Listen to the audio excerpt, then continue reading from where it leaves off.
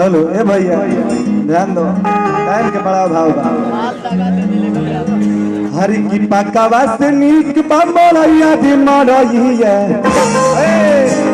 अरे तो याद